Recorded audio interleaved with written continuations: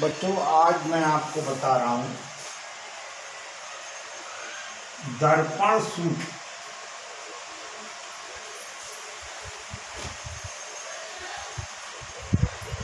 तथा आवर्धन।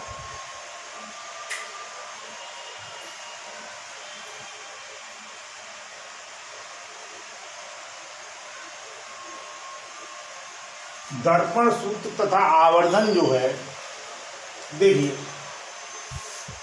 अगर कोई दर्पण है, पहले मैं आपको बता रहा हूं कि किस प्रकार से हम चिन्ह पर पार्टी लेते हैं। तो जरा इधर ध्यान दें। जैसे ये अवतल दर्पण है,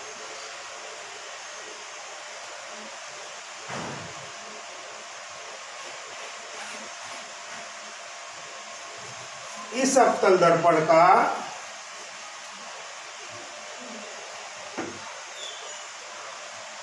ये हो जाएगी आपकी मुख्य अक्ष।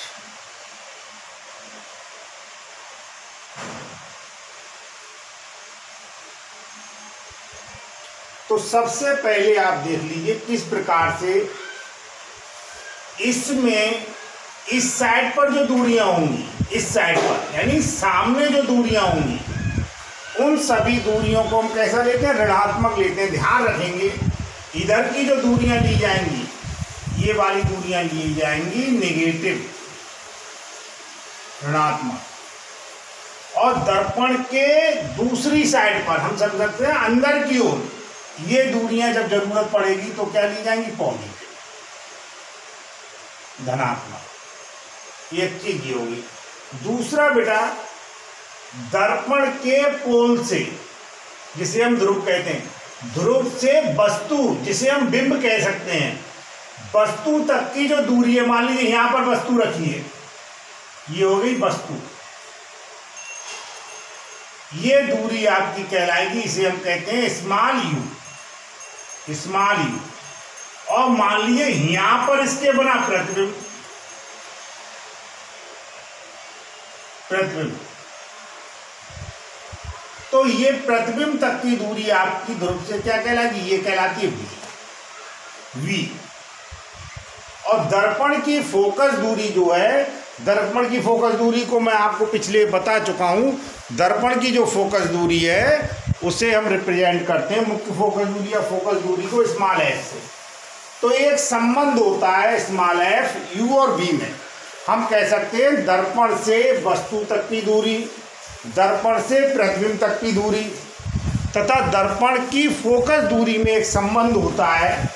इसी संबंध को हम क्या कहते हैं? इसी संबंध को हम कहते हैं दर्पण सूत्र 1/f बराबर 1/v प्लस 1/u। वस्तु हमेशा इस साइड पर होगी, इसलिए u का मान कैसा होता है? नेगेटिव। प्रतिबिंब इस साइड पर ही बनना आएगा, तब तो v का मान नेगेटिव होगा। और प्रतिबिंब अगर दूसरी साइड पर बनना है, इस साइड पर बनना है, तो यही वाला मान कैसा हो जाएगा? v का मान हो जाएगा पॉजिटिव। अवतल दर्पण है, फोकस दूरी कैसी होगी? नेगेटिव। और अगर उत्तल दर्पण है तो फोकस दूरी कैसी होगी? पॉजिटिव।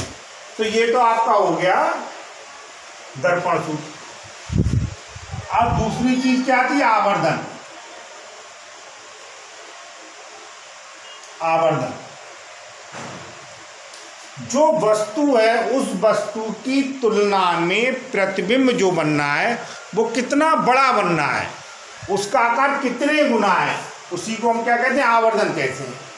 किसी प्रतिबिंब का आकार किसी वस्तु के आकार से कितना गुना है, इसी को हम क्या कहते हैं? आवर्धन कहते हैं।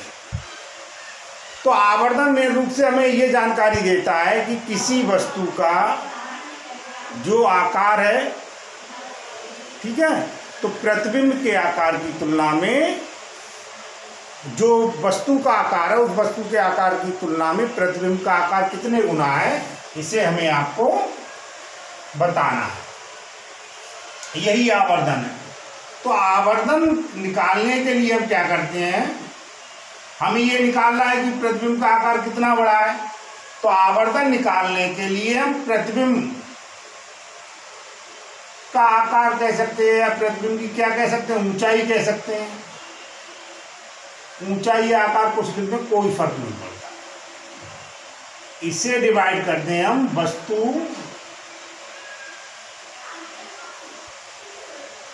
की ऊंचाई।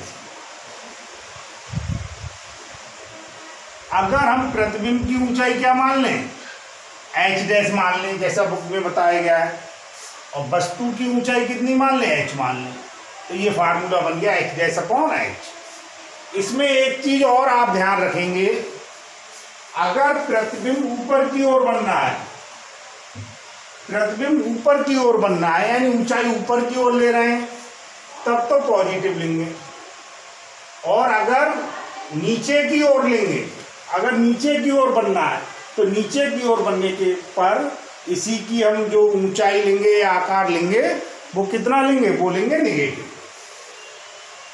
अब इसी एक संबंध को, आवर्धन को हम वस्तु से दर्पण की दूरी और वस्तु से प्रतिबिंब की दूरी से भी संबंधित कर सकते हैं। तो वहां पर आवर्धन आ जाता है, ये आवर्धन आपका आ जाएगा, ये आ जाएगा दर्पण से प्रतिबिंब की दूरी v और दर्पण से वस्तु की दूरी, ये आवर्धन आ जाता है v अपॉन यू, और चिन्ह के साथ इसे लिखेंगे तो ये आ जाता है माइनस v अपॉन यू। इस प्रकार से मैंने आपको आज एक तो बता दिया किस प्रकार से हम चिन्ह लेते हैं। चिन्ह प्रॉपर्टी बहुत ही ज़रूरी है, क्योंकि अगर हम इसके बिना न्यूमेरिकल्स करेंगे, सवाल करेंगे और चिन्हों का अगर हमने ध्यान नहीं दिया तो ये कैसे हो जाएंगे, गलत हो जाएंगे। एक चीज़ मैंने आपको चिन्ह प्रॉपर्टी बता दी, फिर मैंने आपको बता दिया दर्पण का सूत्र, U क्या है, V क्या है, F क्या है और उनमें एक संबंध क्या होता है।